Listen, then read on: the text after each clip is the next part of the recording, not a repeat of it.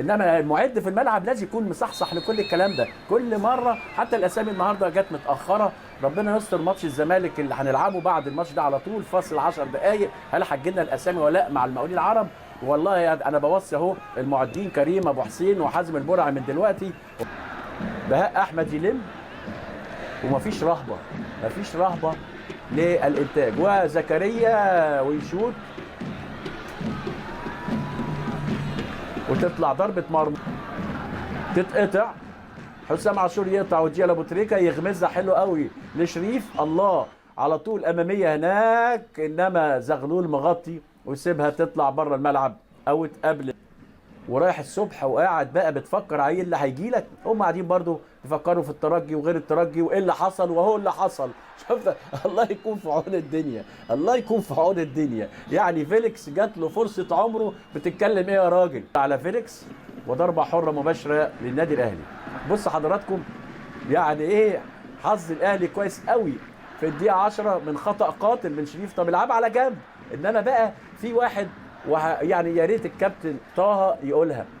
كان زمان شريف، ادي شريف وادي فرانسيس وادي فرانسيس واحمد فتحي رجليه جامده، انما لعبها حلوه قوي لابو تريكه وجمله من بتاعه زمان، انما فضل ما كانش متوقعها. جمله من بتاعه زمان بس كانت بتلاقي الزلطه بتاعه دماغ فلافيو او المكر والدهاء بتاع عماد متعب. هو بقى ايه دي اللي فرقت يعني.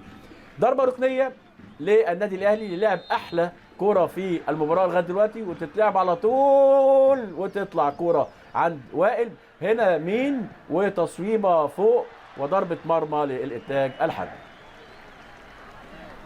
حسام عاشور وتصويبه وضربه شريف عبد الفضيل على طول، عرضيه هناك يطلعها زغلول وتنزل بيصلحوها لبعض. هنا ادي حسام غالي عاوز يصلح، اتصلحت له ويلعبها حلوه.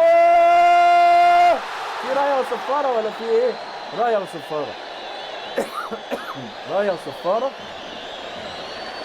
حتى الهدف اللي جبته حظك وحش قوي فرانسيس، وحطيتها حلوه قوي يعني صراحه. انما حسام غالي اما نشوفها مشيت حسام غالي هي اللي طلعته. يعني هو لو عطاها له من الاول كان الجول، انما ايه الداعي انك تمشي بيها او بيبازيها حنينه. مع الحنين ده ما ينفعش في كره القدم. احنا بنشوف في اوروبا الباصه بتروح زي البومبه والتاني يروح موقفها اكنه في رجليه مغناطيس. انما النادي الاهلي افضل اخطر، وصل الى منطقه الجزاء افضل من مباراه ركنيه. وترجع مره ثانيه لجمعه، وجمعه يلعبها عكسيه هناك وضربه مرمى للنادي الاهلي. هيسالهم ايه؟ كل ده بقى ما بين الشوطين وبعد المباراه. تتلعب الكوره وخبطه الكوره في راس الاثنين وتروح لشريف منه وما فيهاش حاجه، وتروح على طول فرانسيس وبهاء يلم فرانسيس ويلعب على طول بالعرض. مين اللي هيشوط من هنا؟ فضل هيشوط من هنا. مش بقول لحضراتكم كل ما اقول فضل وحش يرد عليا، ماشي قولوا لي بقى اقول فضل وحش، انا ماليش دعوه، انا راجل محايد، اللي يهمني مين اللي يلعب كويس ومين ما يلعبش. وادي فضل اهو على طول يشوط ويطلعها نادر سعد ضربه ركنيه. كوره حلوه، احلى كوره لفضل من فتره طويله. انتاجه الفني ايه؟ لغايه دلوقتي ما فيش، هو عافي بس. تتلعب الكوره حلوه قوي ناحيه الشمال عند شكري، والعرضيه احلى يا راجل من تحت لفوق. ايه من تحت لفوق ايه يا عم حسام؟ ده انت جايب هدف جميل، في وادي دجله، انما تاخدها من تحت لفوق. بص حضراتكم عدوا الفرص، وادي شكري بصوا خدها من تحت لفوق، مش ممكن. دي كانت في الزاويه البعيده هناك، وادي اول فرصه او ثاني فرصه للنادي الاهلي. عموما يعني مدى مسلم يلفها، يا سلام هدف، يا سلام هدف بلياردو يعني ما يجيش الا في كل 500 سنه مره بين فيليكس هدف اهو. الراجل هيخطف فينا بقى وهيعمل هدف بلياردو ما يجيش الا كل 500 سنه مره. واحد يقول لي يعني انت بتقلل من الهدف، اقول له لا، فيها كتير قوي من الحظ. يعني زحلقها بدماغه والكره تلف لفه كامله كرباج عشان تنزل في الزاويه بعيده. ياه ياه ياه ياه، انما فيها فكره. هو زحلقها، والزحلقه ديت عملت كيرف غريب جدا. ويبقى كده الانتاج الحربي هدف لفيليكس مفاجئ من ضربه حره مباشره يلعبها له احمد ابو مسلم وزحلقه. بص حضراتكم، بص حضراتكم ابو مسلم، بص بقى سايبينه ليه هنا. زحلقه حلوه، بس والله حلوه الصراحه، قصدها بالصراحه، يعني قصدها.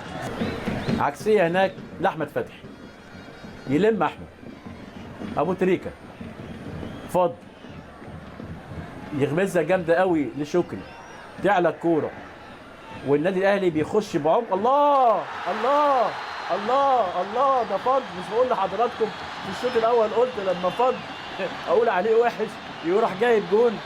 فضل محمد فضل طلع غله مني ومن الكوره ومن الدوري ومن الحظ ومن كل حاجه في الدقيقه 58، يعني في الدقيقه 18 من زمن الشوط الثاني. يعني هدف جميل جميل جميل، وكان لسه حسام بيفكر فيه. بص حضراتكم، تعلى الكوره وتنزل يصطادها على طول على طول. دي الكوره اللي قالها زكريا لما قال ان لازم يلعبوا للنادي الاهلي.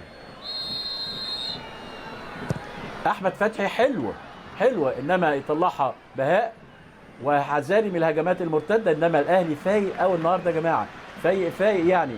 وادي احمد قال لك اما اجرب انا كمان، وتخبط وتتحول ضربه ركنيه. اهو قام اسامه عرابي اهو وبان عليه يعني القلق.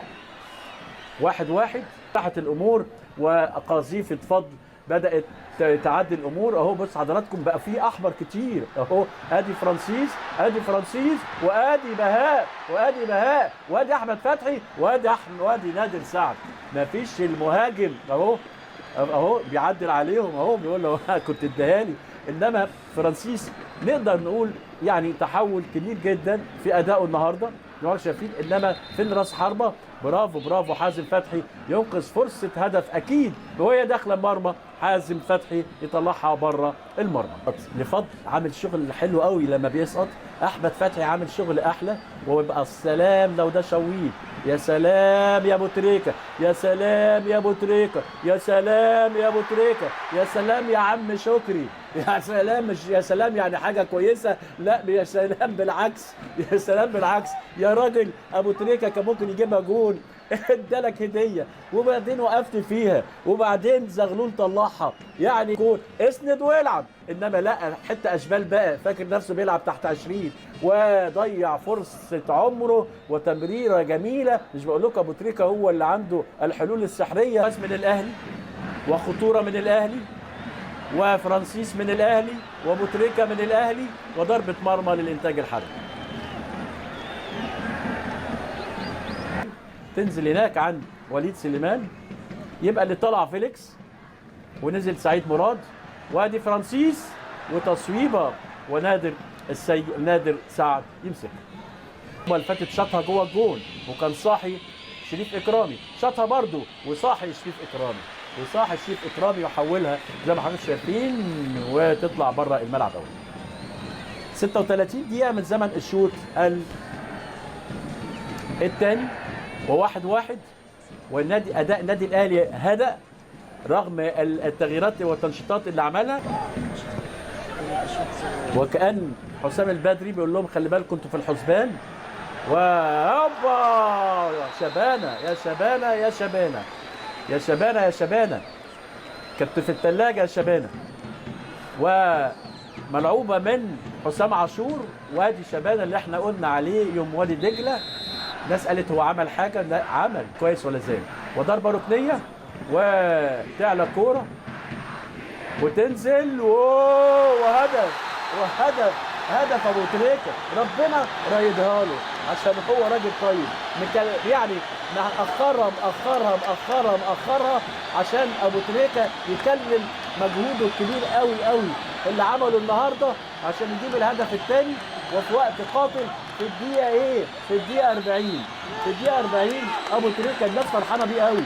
ابو تريكه واحد يقول له انت يعني ايه؟ يقول له ابو تريكه اهو قام وبلع ريقه. والصراحه نرفع القبعه النهارده لحسام البدري، لانه قعد بقى وقال لنفسه ايه؟ انا مش هجامل حد بقى، اللي هيلعب كويس هلعبه. وقد كان، ثم عمل حته بتاعت جوزيه اما اتزنق ارمي ورمى، وقد كان. وبعدين خطف ابو تريكه هدف الثاني. بص حضراتكم الكره رايحه له، بص ربنا بقى لما يعوز تطلع وتعلى وتنط وتجيله هو. بصوا اهو 100 واحد في 100 واحد تطلع وتنزل، وده يقلش وده يعمل، ويا سلام على المهاره والذكاء. كان واحد تاني طلعها في مدرج او وقفها عشان يلعبها. ده ايه وده ايه، ولا في الملعب ما اداناش وحاجات كده. ضربه حره مباشره للنادي الاهلي، وابو تريكه بيتذكر وتذكر وتذكر وتذكر وتذكر وتذكر.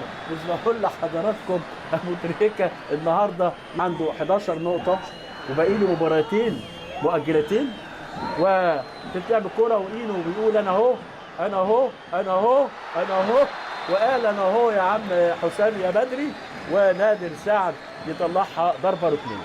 بصوا بقى اهو. هنا بقى واحد يقول لي ايه اللي حصل؟ اللي حصل ان كل لعيب حس انه ممكن يلعب، فبالتالي بيدي. قبل كده يمكن كان في ناس اسماء طاغيه على اسماء، انما انا شايف بقى حسام البدري قال يا روح ما بعدك روح، العب زي ما جوزيه كان بيقول تعالى يا عم اقعد جنبي، انزل يا عم هنا. فده لازم كل لعيب بقى عشان خاطر الامور ترجع زي ما كانت، ورجعت زي ما كانت.